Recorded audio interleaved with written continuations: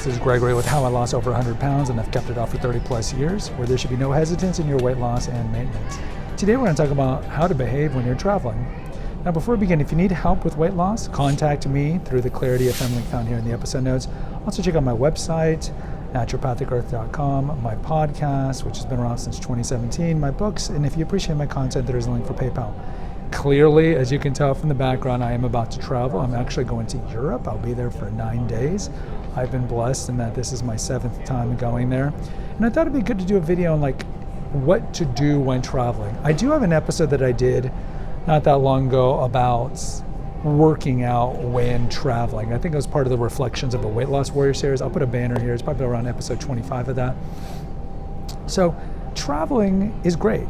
You should travel. Everybody should travel. You should save the money, see the world. You only live once, and it's enriching on every level to see how different cultures live, their behavior, their philosophy, see the great landmarks of the world. You should travel.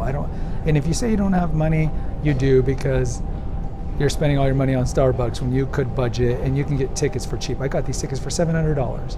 Again, I'm staying at convents and monasteries, so you can do it. And I used to backpack across Europe back in the 90s. So if there's a will, there's a way. Now, when you're there, here are a couple of tips I'm going to give you. Number one, move the body. We have an episode here called Move the Body, Shock the Body. So just because you're traveling, whether it be to a beach or hiking or to Europe, you still want to move around. Okay, we talk about in the number one episode, the first episode, the number one thing you must do to keep your weight off and to maintain it is the paradigm shift. So the days of, I'll work out when I want, no, you got to do it every day pretty much, every day.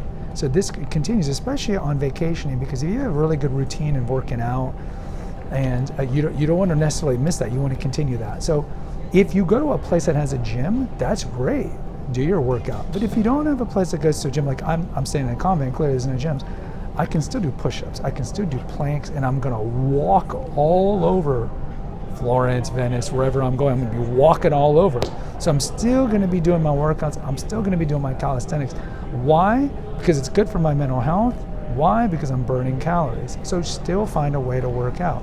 Number two, connected with sleep, or connected with weight loss, is sleep. Make sure you're getting a proper sleep. Don't be staying up till 2 in the morning. Now, I understand, look, I can't sleep on international flights, never. It's just too loud.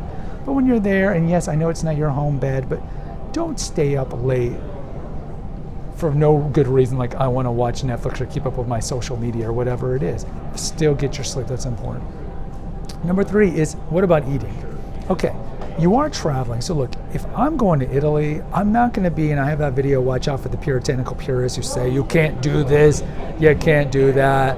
No, you still need to savor the culture, that's why you're there. So you think I'm going to go to Italy and not eat bread and pasta and pizza and gelato? Of course I'm going to eat these things, drink some wine. Of course, what's the point of going to these countries if you're not going to, you can't be there, I'm gluten, I'm gluten sensitive, I'm gluten free, I'm dairy free. No. Unless you have an actual medical sensitivity, like you have celiacs or a legitimate sensitivity to something, you gotta indulge in the cuisine. So I am gonna do that. I'm gonna continue my fasting, because as you guys know, I've been fasting daily since 2014. So I'm just not gonna eat breakfast, because international, European, continental breakfast, it's not like I'm missing much. So I'm gonna still break my fast. Instead of breaking it at 3 o'clock, I'll probably break it at 1 o'clock, just so I can, pizza's like a good lunch to have in the middle of the day, maybe a caprese salad or some charcuterie, and then I'll have a decent dinner. But I'm still going to keep up my fasting, because fasting is a biohack that's going to help you with weight loss. So those are the big 3 things or 4 things I would tell you. Get your proper sleep, continue to fast. If you're not fasting, you've never fasted, probably it's going to be hard for you to start fasting on a trip. But if you're fasting, I would still fast daily.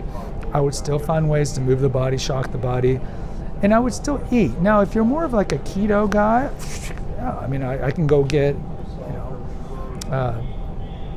buco alla fiorentina, which is like the main dish of Florence, is a steak. Sure, you can get that. You can still be keto if you don't like bread and so forth. But I would just tell you in general, like, loosen up on your religion of eat clean or whatever it is, and enjoy life. Because if you're gonna go to Europe and you're gonna go to, let's say, Italy, for example, you gotta eat tiramisu, you gotta try an espresso, you gotta live life. That's why you're going.